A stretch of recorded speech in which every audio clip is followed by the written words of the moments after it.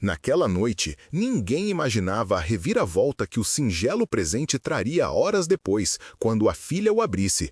Uma transformação tão profunda que alguns negariam ter zombado. Deixe seu comentário. Você teria defendido o pai ou desviado o olhar com a multidão?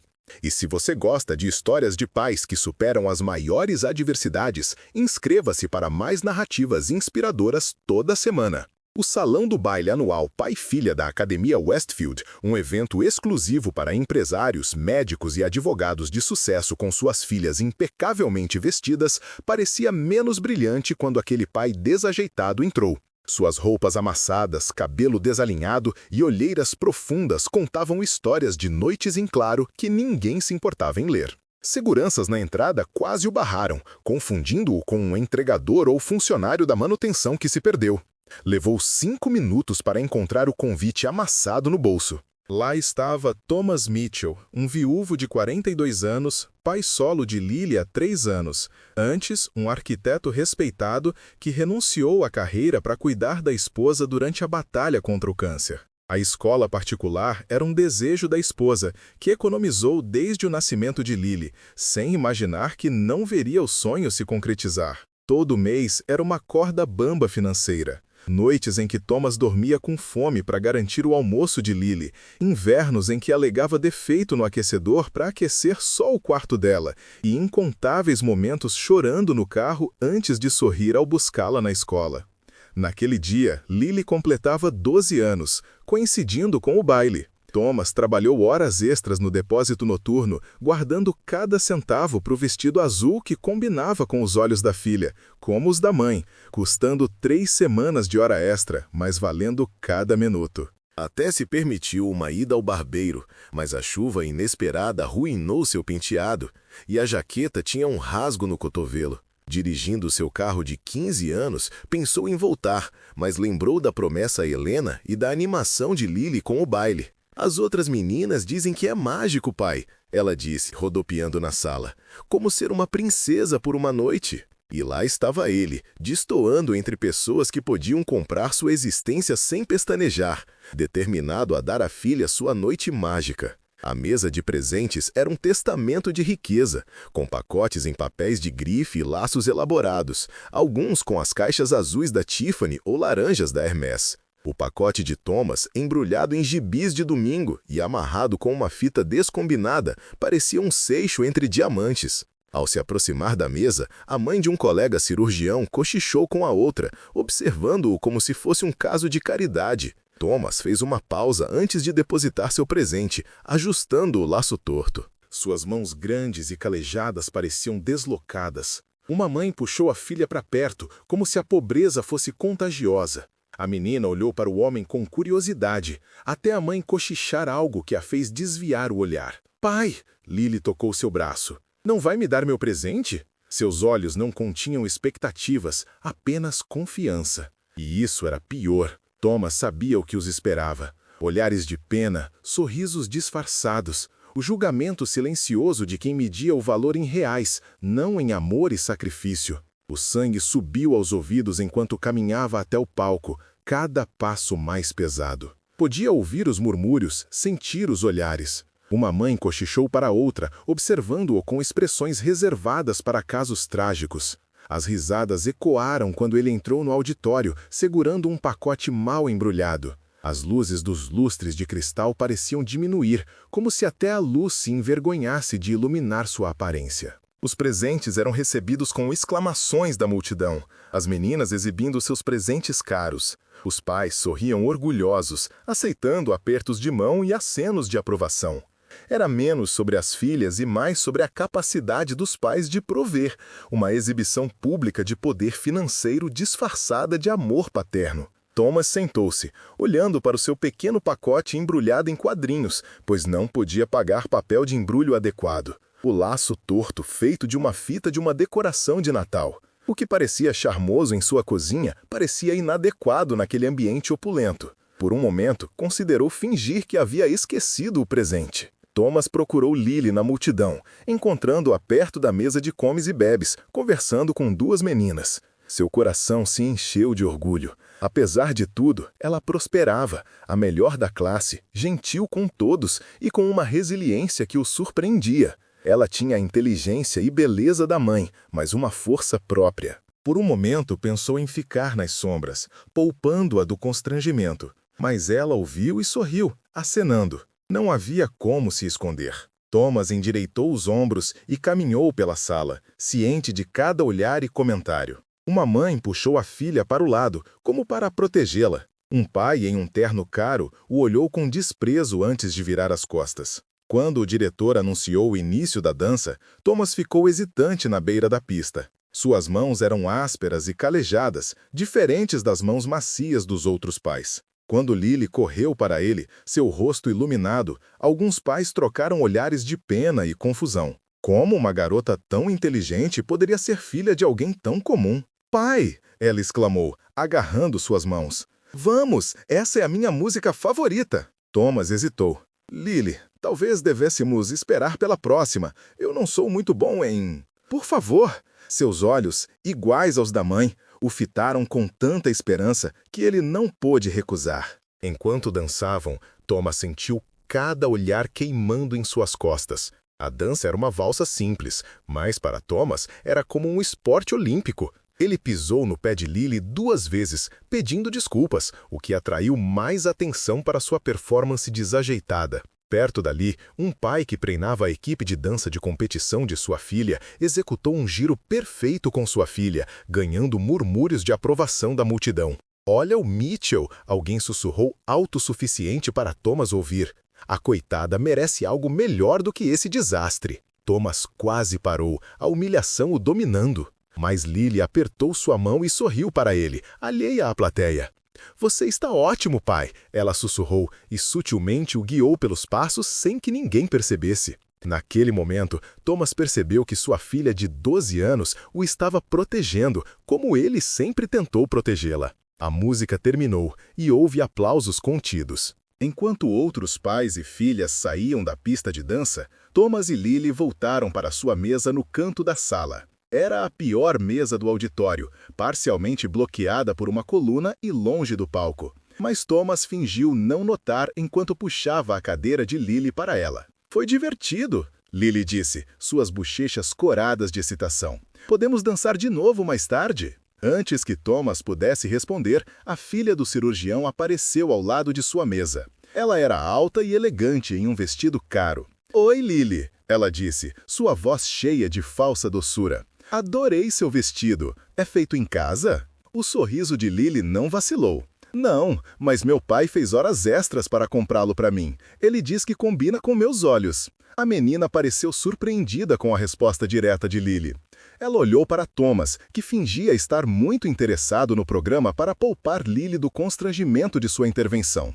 Bem, a menina disse finalmente, é legal, eu acho. Não é alta costura, mas é legal. Enquanto ela se afastava, Thomas arriscou um olhar para Lily, com medo de ver mágoa em seus olhos. Em vez disso, ela ainda estava sorrindo. Ela só está com ciúmes, Lily disse naturalmente. O pai dela compra tudo para ela, mas ele nunca aparece nos recitais dela. Ela me disse que ele perdeu o solo dela no concerto de inverno porque ele estava nas Maldivas com a nova namorada dele. Thomas piscou surpreso. Como você sabe disso? Lily deu de ombros. Eu escuto. A maioria das pessoas não acha, mas eu escuto. Ela estendeu a mão pela mesa e tocou a mão dele. Você nunca perdeu nada importante, pai. Nenhuma vez. 3 anos antes, Thomas estava sentado em um quarto de hospital estélio, segurando a mão de sua esposa Helena, enquanto ela dava seus últimos suspiros. O bip rítmico dos monitores fornecia uma contagem regressiva para sua partida. Ela havia sido diagnosticada com câncer de ovário agressivo apenas 14 meses antes, e a doença havia devastado seu corpo com uma velocidade terrível. Suas economias esgotadas por tratamentos experimentais que prometiam esperança, mas entregavam apenas mais dor. O quarto cheirava antisséptico e flores morrendo, buquês bem-intencionados que sobreviveram à esperança de seu remetente, mas não à paciente que deveriam animar. O cabelo antes grosso e escuro de Helena havia sumido. sua pele quase translúcida, esticada demais sobre ossos que pareciam ter ficado mais nítidos à medida que o resto dela definhava. Mas seus olhos, aqueles notáveis olhos azuis que Lily herdou, permaneceram claros e determinados até o fim. Prometa-me, Helena sussurrou, sua voz antes vibrante, agora quase inaudível. Prometa-me que você estará lá para todos os recitais de dança, todas as peças da escola. Eu estarei, Thomas jurou, lágrimas escorrendo pelo rosto. Eu estarei lá para tudo. E prometa-me, ela continuou, apertando sua mão com o pouco de força que lhe restava, que você dançará com ela, mesmo que odeie dançar. Ele assentiu, incapaz de falar por causa de sua dor. Ela precisará desses momentos, Helena disse, aqueles em que uma menina precisa que o pai mostre a ela como um homem deve tratá-la, como ela deve esperar ser tratada. Uma tosse dolorosa interrompeu suas palavras. Quando ela pôde falar novamente, sua voz estava ainda mais fraca. E Thomas, não deixe que ela se esqueça de mim. Nunca, ele prometeu. Ela tem seus olhos, seu sorriso. Eu vejo você nela todos os dias. Helena sorriu então, um fantasma de sua expressão antes radiante. A caixinha de música, ela sussurrou. A caixinha de música da minha avó. Dê a ela quando ela for velha o suficiente para entendê-lo. Não havia um olho seco no auditório quando Lily concluiu seu discurso. Ao sairmos deste lugar, todos faremos promessas. A nós mesmos, uns aos outros, ao mundo. E haverá momentos em que cumprir essas promessas parecerá difícil demais, caro demais. Nesses momentos, espero que vocês se lembrem desta pequena caixa de música e do pai que a consertou, uma engrenagem minúscula de cada vez, porque o amor torna as coisas impossíveis possíveis. Na plateia, Thomas sentou-se ereto e orgulhoso, com os olhos fixos em sua filha. Os anos haviam adicionado prata aos seus cabelos e aprofundado as linhas ao redor de seus olhos, mas também lhe haviam devolvido sua dignidade, sua profissão e, mais importante, a alegria de ver sua filha prosperar. A caixa ainda não tocava perfeitamente, ainda engasgava naquela mesma nota, mas a imperfeição havia se tornado parte de seu charme, uma lembrança de que algo não precisava ser perfeito para ser precioso. Quando Lily voltou para seu lugar em meio a aplausos estrondosos, Thomas sentiu a presença de Helena ao seu lado, tão tangível como se ela estivesse realmente ali. Nós conseguimos, ele sussurrou para ela. Nós cumprimos nossas promessas. Após a cerimônia, enquanto as famílias se reuniam no gramado para fotografias, o cirurgião se aproximou de Thomas. Conte a ela sobre a canção de ninar, meu bem. Eu contarei. Tom respondeu, embora não soubesse onde estaria a caixinha de música. Talvez no sótão, guardada quando se mudaram para um lugar menor, a fim de arcar com o tratamento de Elisa. Horas depois dessa conversa, Elisa se foi, deixando Tom sozinho com sua filha de 9 anos e uma dívida médica do tamanho do Cristo Redentor. Sua empresa foi compreensiva a princípio, oferecendo licença e horários flexíveis.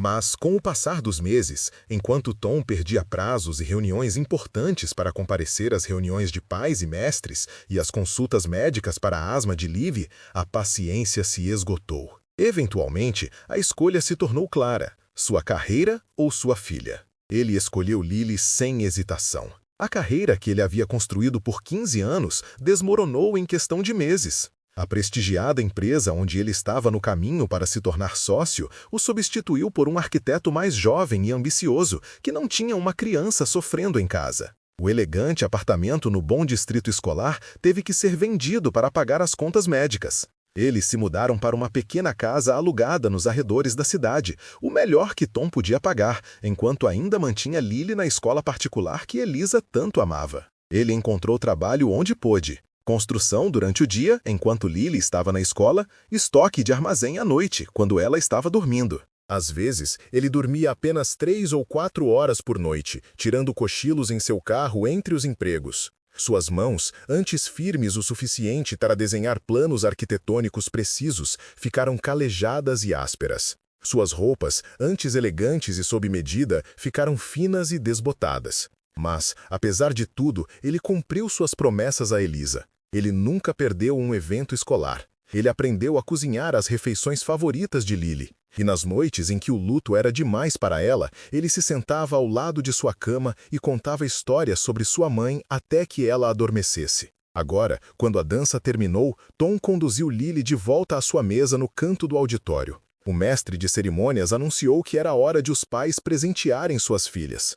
Um a um, os pais se aproximaram do palco com pacotes lindamente embrulhados. Uma pulseira de diamantes do cirurgião, uma bolsa de grife do executivo do banco, um novo iPhone do empreendedor de tecnologia. Agora, quando a dança terminou, Tom conduziu Lily de volta à sua mesa no canto do auditório. O mestre de cerimônias anunciou que era hora de os pais presentearem suas filhas. Um a um, os pais se aproximaram do palco com pacotes lindamente embrulhados. Uma pulseira de diamantes do cirurgião, uma bolsa de grife do executivo do banco, um novo iPhone do empreendedor de tecnologia. Tom sentou-se paralisado em sua cadeira, olhando para seu pequeno pacote embrulhado em gibis de domingo, porque não podia pagar papel de embrulho adequado. O laço estava torto, feito de uma fita que ele havia resgatado de uma velha decoração de Natal. Pai, Lily tocou seu braço. Você não vai me dar meu presente? O sangue correu para seus ouvidos quando ele se levantou, pacote na mão.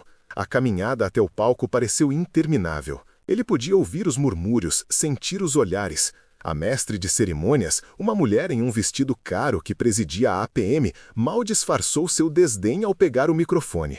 Ela havia sido efusiva em suas apresentações dos outros pais. Nosso estimado Dr. Phillips e sua adorável filha Amélia. O generoso Sr. Westover, que doou nosso novo laboratório de informática, e sua linda filha Madison. Mas para Tom, ela apenas olhou para sua lista e disse secamente: "E agora, um presente do Sr. Mitchell para sua filha Lily." O silêncio que se seguiu foi ensurdecedor. Sem aplausos educados, sem sorrisos encorajadores, apenas olhares expectantes esperando para testemunhar a inevitável decepção. Tom se ajoelhou diante de sua filha, estendendo o pequeno pacote com as mãos trêmulas. Uma gota de suor escorreu por suas costas, sua camisa grudando desconfortavelmente em sua pele sob o forte holofote. "Feliz aniversário, Lily Ursa", ele sussurrou, usando o apelido que sua mãe havia lhe dado. "Sinto muito que não seja muito." Naquele momento, ele sentiu que havia falhado com ela. Falhado em proporcionar o tipo de aniversário que uma garota como Lily merecia. Falhado em criar a magia que Elisa teria desejado para sua filha. Mas o sorriso de Lily nunca vacilou. Ela pegou o pacote e desembrulhou cuidadosamente, tomando cuidado para não rasgar os gibis, um hábito que ela havia desenvolvido ao longo de anos de se contentar com menos. Tom havia escolhido os gibis com cuidado, encontrando páginas com seus personagens favoritos que ele sabia que a fariam sorrir.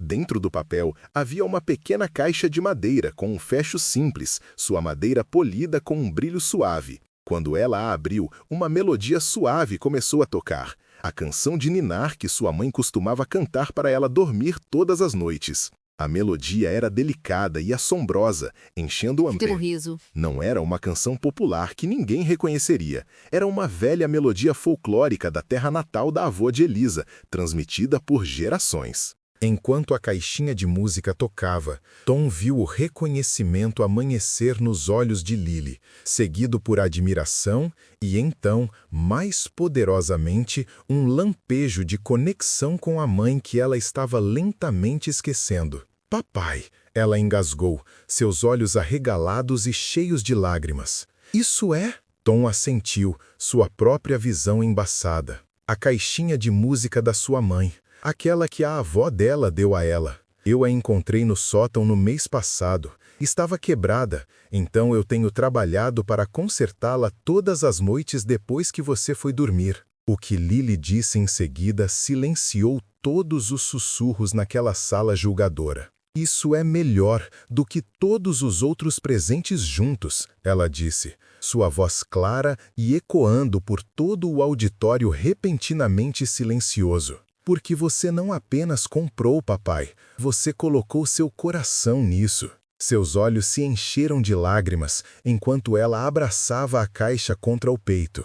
"Eu posso ouvir a mamãe nela." Uma inspiração coletiva varreu a plateia.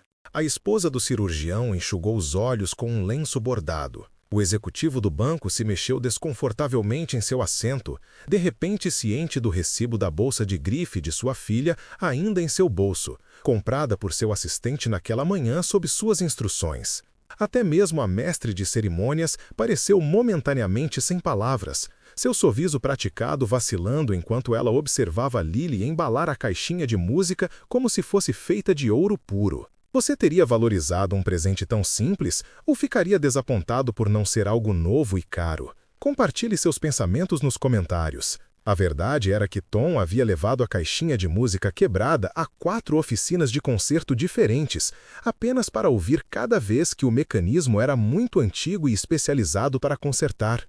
As peças precisariam ser feitas sob medida, a um custo que ele não poderia pagar.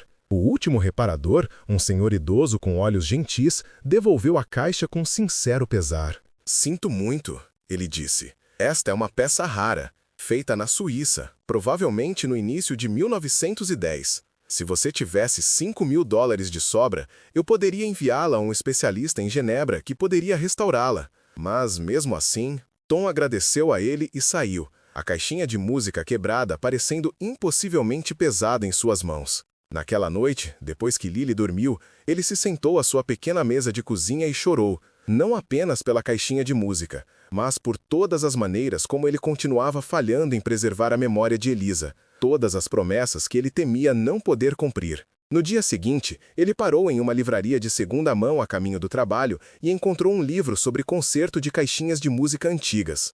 A proprietária idosa notou seu interesse e mencionou que seu falecido marido havia sido um relojoeiro apaixonado por caixinhas de música. No depósito, ela encontrou suas ferramentas antigas e insistiu que Tom as levasse. Sem custo, ela disse. Eles deveriam ser usados por alguém que se importa com esses tesouros antigos. Então Tom se ensinou, aprendendo por tentativa e erro. Por 3 meses, ele trabalhou nisso todas as noites depois que Lily foi para a cama. Suas mãos grandes lutando com as minúsculas engrenagens e molas até sangrarem. O delicado mecanismo era um quebra-cabeça de latão corroído e dentes quebrados. Cada peça exigindo limpeza cuidadosa e, em alguns casos, reconstrução completa. Ele havia arruinado 2 das molas antes de descobrir como tensioná-las adequadamente. Ele gastou um salário inteiro em um pequeno equipamento especializado que precisava para refazer um dente de engrenagem. Ele encontrou um relojoeiro que teve pena dele e lhe deu restos de sua oficina, pedaços estranhos de metal e minúsculos parafusos que poderiam ser adaptados para caber no mecanismo antigo. Ele havia arruinado 2 das molas antes de descobrir como tensioná-las adequadamente. Ele gastou um salário inteiro em um pequeno equipamento especializado que precisava para refazer um dente de engrenagem. Ele encontrou um relojoeiro que teve pena dele e lhe deu restos de sua oficina, pedaços estranhos de metal e minúsculos parafusos que poderiam ser adaptados para caber no mecanismo antigo. Noite após noite, Tom adormecia na mesa da cozinha, lupa e pinças na mão, apenas para acordar e ir direto para o trabalho no armazém antes que Lily sequer abrisse os olhos para a escola. Houve momentos em que ele quase desistiu, quando o trabalho parecia impossível para suas mãos destreinadas. Mas então ele se lembrava da voz de Elisa, da maneira como ela o olhava naqueles dias finais, e ele tentava novamente. A melodia não era perfeita, ocasionalmente engasgava em uma nota, mas era inequivocamente a mesma canção de ninar que Elisa havia herdado de sua avó, que a havia trazido do país de origem quando imigrou com nada além das roupas do corpo e esta preciosa caixinha de música. A canção de ninar tinha sido uma conexão entre gerações, um fio de identidade que Elisa temia que se perdesse com sua morte. Enquanto Lily segurava a caixinha de música em seu ouvido, a filha do cirurgião se aproximou cautelosamente, sua pulseira de diamantes brilhando sobre os lustres. A curiosidade da menina pareceu dominar sua condescendência anterior. "Posso ouvir?" ela perguntou, sua voz mais suave do que antes. Lily assentiu e a estendeu. A filha do cirurgião ouviu, sua expressão mudando de interesse educado para admiração genuína. "É lindo!" ela sussurrou. "Que música é essa?" "É uma canção de ninar que minha mãe costumava cantar para mim. A avó dela trouxe da Romênia há quase 100 anos. É sobre um rouxinol que canta para a lua." Logo, uma pequena multidão de meninas se reuniu ao redor, ouvindo a melodia delicada que falava de algo que o dinheiro não podia comprar: a continuidade do amor através das gerações. Elas passaram a caixinha de música cuidadosamente de mão em mão, tratando-a com uma reverência que nenhum de seus presentes caros havia recebido.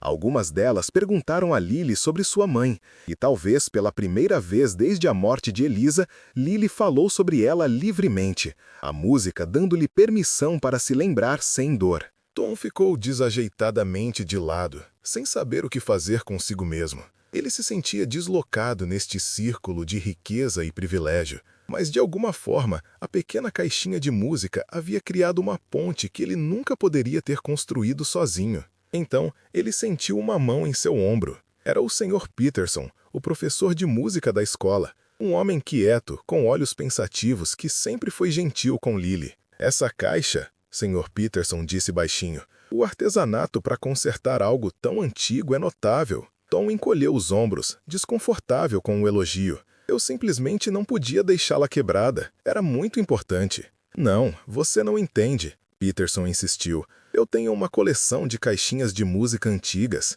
Eu reconheço o artesanato necessário. Esse é um movimento Rouge do início de 1910. A complexidade da restauração que você fez, ele balançou a cabeça em admiração. Custaria milhares para tê-la consertada profissionalmente. Tom desviou o olhar, envergonhado. Não está perfeito. Há uma falha na terceira medida.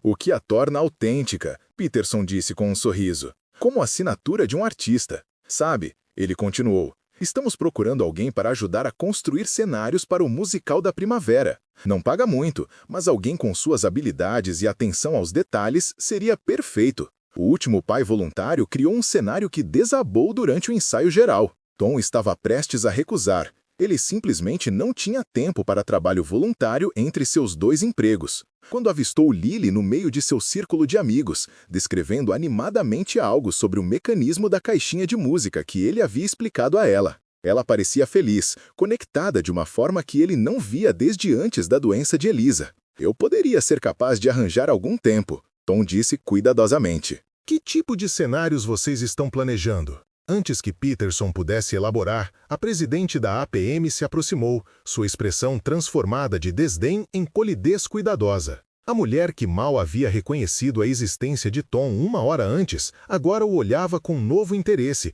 como uma colecionadora que havia descoberto uma antiguidade subvalorizada. Sr. Mitchell, ela disse, estendendo uma mão bem cuidada. Jennifer Lawrence, presidente da APM. Entendo que você já foi arquiteto? Tom apertou sua mão brevemente, imaginando quem havia lhe contado sobre sua antiga profissão. Eu fui, ele respondeu cautelosamente. O conselho escolar tem discutido reformas na ala leste. O prédio tem quase 80 anos e precisa de modernização, mas queremos preservar seu caráter histórico. Ela baixou a voz confidencialmente. Entre nós, o último arquiteto que consultamos queria destruí-lo completamente, sem apreciação pela herança. Talvez você esteja interessado em consultar. Como uma cortesia profissional, é claro. Tom entendeu o que estava acontecendo. Eles o haviam julgado mal, categorizado por suas roupas gastas e comportamento desajeitado. Agora eles estavam correndo para retificar seu erro sem admitir abertamente.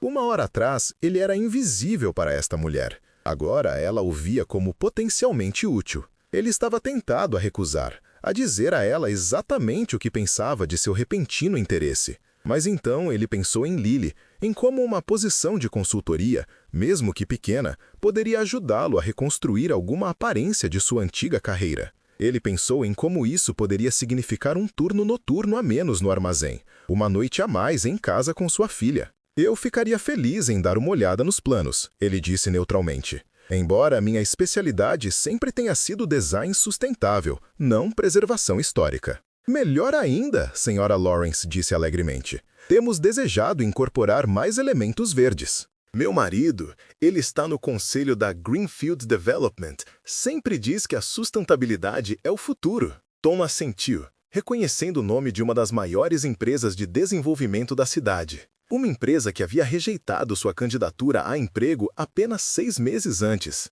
Vou pedir ao meu assistente que lhe envie os detalhes. Ela continuou, já pegando seu telefone. Qual é o seu e-mail? Enquanto Tom lhe dava suas informações de contato, ele não pôde deixar de sentir uma mistura de gratidão e ressentimento. Parte dele queria rejeitar essa repentina viravolta na sorte, para manter sua dignidade diante de suas transparentes manobras. Mas outra parte, a parte que ficava à noite preocupada com as contas e o futuro de Lily, não podia pagar tal orgulho. Antes que ele pudesse pensar mais nisso, Lily estava ao seu lado novamente, ainda agarrada à caixinha de música. Seus olhos estavam brilhando de entusiasmo, sua autoconsciência anterior completamente esquecida. Papai, podemos dançar mais uma vez, por favor? Eles estão tocando a última música. A dança final da noite foi uma valsa lenta, o tipo que Elisa havia tentado sem sucesso ensiná-lo anos atrás. Tom hesitou, lembrando sua humilhação anterior na pista de dança. Mas algo havia mudado na sala. Os olhares zombeteiros foram substituídos por olhares curiosos, até mesmo respeitosos. Claro, Lily Ursa, ele disse, pegando sua mão. Apenas lembre-se de proteger seus dedos. Desta vez, quando Tom conduziu sua filha para a pista de dança, a melodia ecoou com uma nova ressonância, a caixinha de música se tornando um farol não de vergonha, mas de amor e resiliência.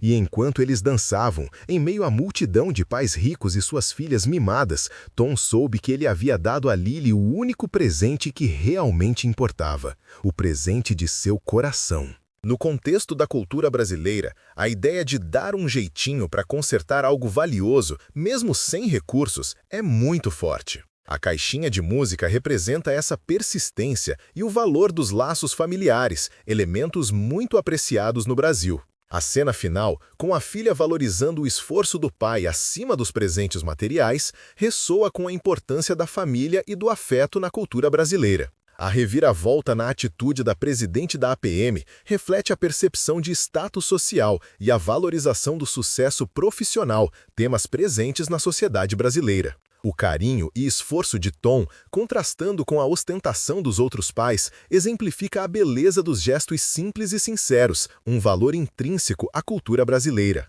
A música, representando a herança familiar e a conexão com o passado, ecoa a importância da tradição e da memória na formação da identidade brasileira. A emoção genuína de Lily ao receber o presente feito com amor transcende o valor material, ressaltando a importância dos sentimentos e da união familiar, valores centrais na cultura brasileira.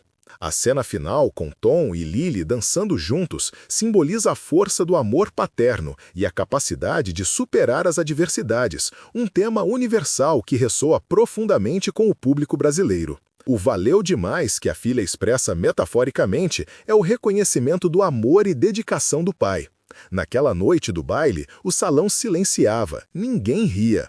Os outros pais se afastaram, alguns acenando discretamente, outros desviando o olhar, talvez remorso pelo comportamento anterior.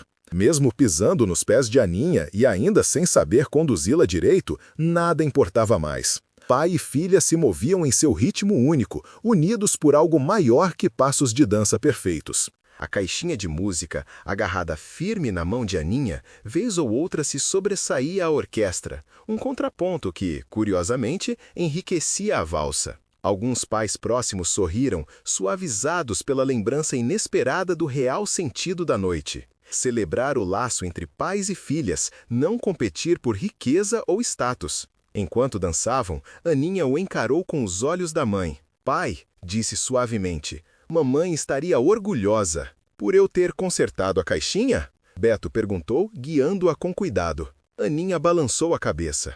Por cumprir sua promessa, por estar aqui, mesmo sendo difícil. Beto engoliu em seco, a garganta repentinamente apertada.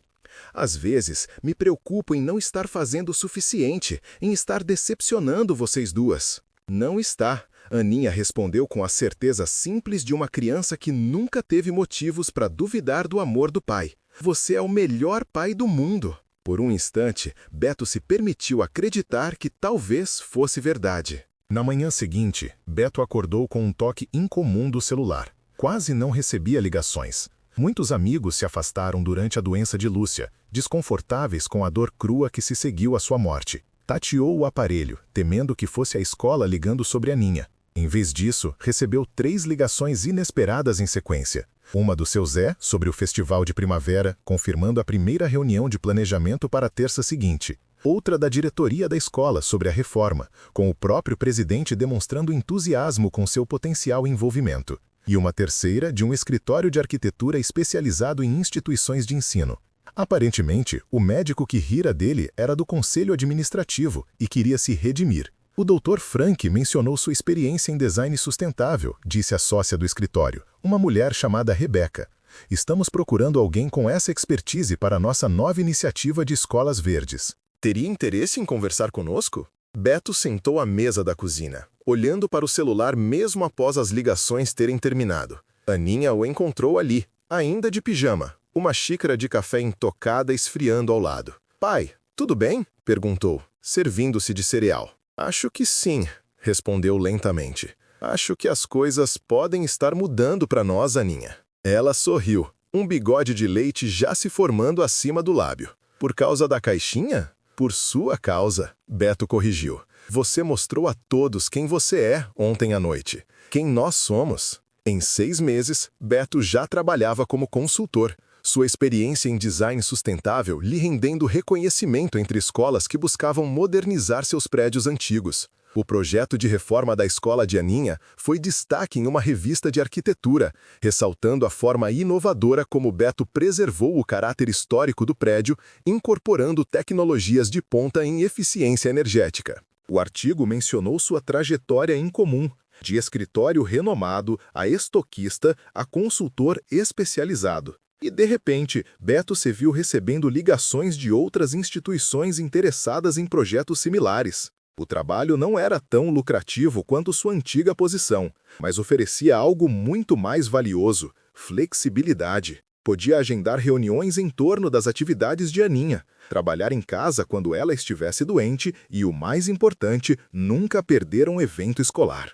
Ainda trabalhava duro, mais do que antes, mas agora o trabalho se adaptava à sua vida com Aninha, e não o contrário. Mudaram-se para um apartamento um pouco maior, em um bairro mais seguro, com um parquinho por perto. Beto ainda não podia bancar muitos luxos, mas a pressão financeira havia diminuído a ponto de poder surpreender Aninha com pequenos presentes. Um livro novo, materiais de arte, ingressos para uma peça no teatro comunitário. Continuou criando cenários para o festival, descobrindo uma alegria inesperada em criar espaços tridimensionais tangíveis, após anos desenhando-os no papel. Seus designs se tornaram mais elaborados a cada ano, transformando o auditório da escola em florestas encantadas, ruas de cidades movimentadas, reinos subaquáticos. Os mesmos pais que antes o ignoravam, agora o procuravam, ansiosos para discutir seu último projeto ou apresentá-lo a amigos que pudessem precisar de seus serviços. Um ano depois, no baile seguinte, Beto usava um casaco novo, ainda não de grife, mas limpo e bem ajustado. Ganhou peso, as bochechas antes encovadas agora preenchidas, pois não precisava mais pular refeições para garantir que Aninha comesse. O cabelo estava bem cortado e, embora ainda houvesse marcas de cansaço ao redor dos olhos, não falavam mais de desespero, apenas do cansaço normal de um pai solteiro equilibrando trabalho e família. Dessa vez, ao entrar no auditório, não houve sussurros ou olhares de escárnio. Vários pais acenaram em cumprimento, e a presidente da APM fez questão de cumprimentar-o pessoalmente. O médico, que se tornara um aliado cauteloso ao longo do ano, deu-lhe um tapinha no ombro e o apresentou a um membro do conselho escolar de outro distrito interessado em reformas verdes. Na pista de dança, Beto ainda pisava nos pés de Aninha, mas agora riam juntos. "Está melhorando, pai", ela provocou. "Só 5 vezes hoje à noite, em vez de 10. Sua mãe ficaria chocado, Beto respondeu com um sorriso. Ela sempre disse que eu tinha 2 pés esquerdos. Acho que ela estaria feliz, Aninha disse, com seriedade. Ela sempre me disse que não se trata de ser perfeito, se trata de aparecer e dar o seu melhor. E quando ele a presenteou com sua lembrança, uma caixa de joias entalhada à mão, combinando com a caixinha de música da mãe, ninguém se surpreendeu com sua beleza singela. Beto passou meses trabalhando nela, esculpindo a madeira nos mesmos padrões folclóricos romenos que decoravam a caixinha original. Por dentro, forrou com veludo azul, da cor dos olhos de Aninha. Nos anos seguintes, a caixinha se tornou uma lenda na escola. Quando a escola criou um Dia da Cultura para os alunos compartilharem suas tradições familiares, Aninha levou a caixinha e contou a história da jornada de sua bisavó da Romênia. Em um show de talentos, Aninha tocou uma peça de violino baseada na canção de ninar, enquanto a caixinha repousava em um pedestal ao lado, juntando-se ocasionalmente com seus delicados sinos. E na formatura, quando cada aluno foi convidado a trazer um objeto que representasse sua jornada, Aninha levou a caixinha. Ela se tornara uma jovem elegante, com os olhos azuis da mãe e uma confiança tranquila. Ao subir ao pódio como oradora da turma, colocou a caixinha ao lado e a abriu, deixando a melodia tocar enquanto começava seu discurso. A plateia silenciou, muitos reconhecendo a melodia que se tornara sinônimo da família Mitchell ao longo dos anos. Pais que estiveram presentes naquele baile 6 anos antes trocaram olhares cúmplices, lembrando do pai maltrapilho e seu presente notável. Meu pai me ensinou que as coisas mais valiosas da vida não são coisas, disse ela ao auditório atento. São as promessas que cumprimos, especialmente quando cumpri-las parece impossível. Minha mãe fez meu pai prometer estar lá por mim, dançar comigo mesmo que odiasse dançar, me ajudar a lembrá-la depois que ela se fosse. E todos os dias desde que ela morreu, ele tem cumprido essas promessas. Ela olhou diretamente para Beto ao continuar. Quando meu pai não podia pagar para consertar a caixinha de música profissionalmente, ele aprendeu sozinho, porque uma promessa é mais importante que o orgulho. Quando teve que escolher entre sua carreira e estar lá por mim, ele me escolheu, porque uma promessa é mais importante que o sucesso. Quando as pessoas o julgaram por suas roupas gastas e sua dança desajeitada, ele continuava aparecendo, porque uma promessa é mais importante que o conforto. Na plateia, Beto sentava ereto, orgulhoso, os olhos fixos na filha. A caixa ainda não tocava perfeitamente, ainda engasgava naquela mesma nota, mas a imperfeição se tornara parte de seu charme, um lembrete de que algo não precisava ser perfeito para ser precioso. Nunca julgue uma pessoa pela aparência ou circunstâncias. O pai mais rico do salão pode ser aquele com bolsos vazios, mas um coração cheio de determinação. Se essa história te tocou, inscreva-se agora para mais histórias impactantes toda semana e clique no vídeo na tela para assistir ao próximo, com uma reviravolta tão forte que você nunca vai esquecer. E se você quiser apoiar nosso canal, considere deixar um valeu demais.